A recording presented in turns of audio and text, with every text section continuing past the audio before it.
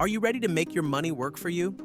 Whether you're looking to build wealth for the future or accelerate your path to financial freedom, today's video will change how you think about investing. Now, imagine a world where your investments grow, and grow fast. Sounds great, right? But what if I told you that not all investments will take you there? Some might even lose you money. In today's video, we're going to dive deep into the ultimate face-off: growth stocks versus value stocks.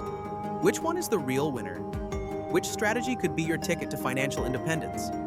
Stick around until the end, because you'll want to hear the key twist that could change everything.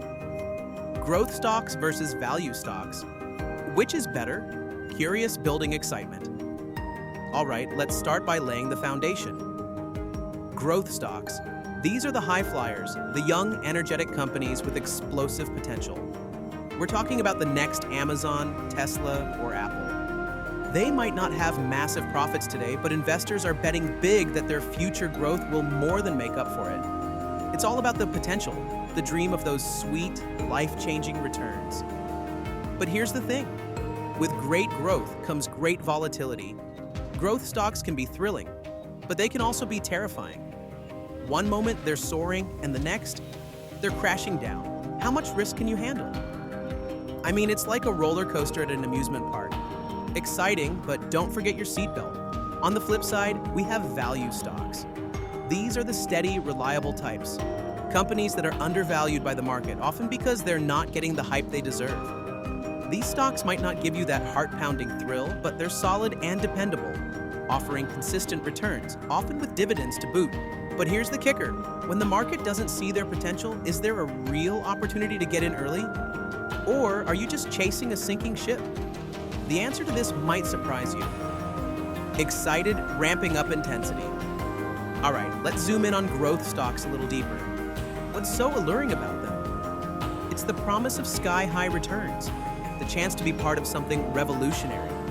Imagine this, buying a growth stock when it's still small, holding it through its meteoric rise, and cashing out huge profits.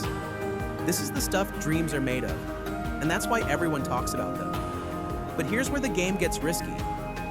Growth stocks often operate in emerging industries, tech, biotech, and green energy, for example. These markets move fast, really fast.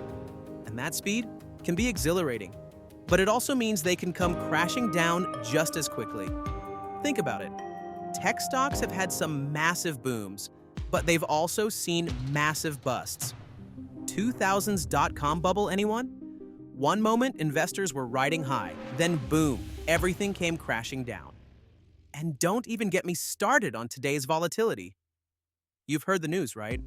Companies like Meta, Amazon, and Nvidia are all feeling the heat. Could your growth stock be next? But, and this is important, if you can manage that volatility, if you can stomach the ups and downs, the reward can be massive. It's not for the faint of heart. Growth stocks can build a foundation for rapid wealth. But if you blink, you could miss it. Steady, grounded. But here's the thing about value stocks. They don't get the same spotlight as growth stocks, but that doesn't mean they're not just as powerful. Value stocks are like the tortoises in the race. They may be slow and steady, but they win. Think about companies like Coca-Cola, Johnson & Johnson, or Berkshire Hathaway. These aren't sexy, techie names, but their history speaks for itself. Value investing is like buying a dollar for 50 cents. You're picking up stocks that are undervalued by the market, either because investors are overlooking them or because they're facing short-term challenges. The idea is that over time, the market will recognize their true worth and they'll appreciate in value. Now, here's where the value strategy shines. Lower risk. That's the real advantage. Many value stocks are already established, so the danger of catastrophic failure is lower.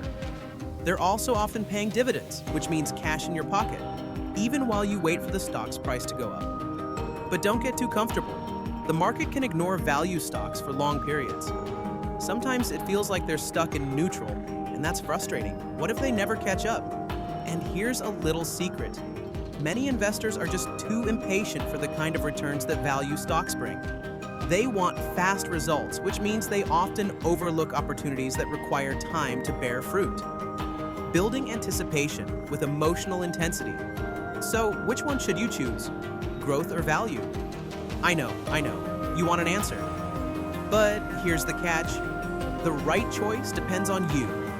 How much risk can you tolerate?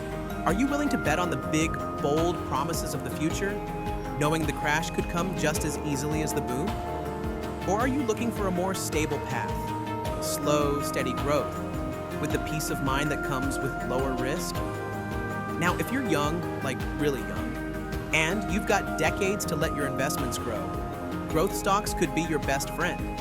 Your timeline gives you the ability to weather the ups and downs and still come out ahead. But what if you don't have 20 years to wait? What if you want stability and cash flow now? Value stocks could be your golden ticket. Steady, reliable, and designed to weather the storm. And here's the twist. What if I told you that the real winners use both strategies? That's right, growth and value. A portfolio that blends both approaches can balance the high-risk, high-reward nature of growth with the stability and dividends of value stocks. It's like playing offense and defense at the same time. But how exactly do you pull that off? You'll want to stick around for that. Urgency, but with a sense of mystery. So which side are you on? Growth or value? And more importantly, how can you craft your portfolio to get the best of both worlds? I'm about to reveal how to do that, but before we dive into it, I want to hear from you. Drop a comment below. Are you a growth investor, a value investor, or a mix of both? Trust me, what's coming next could change everything.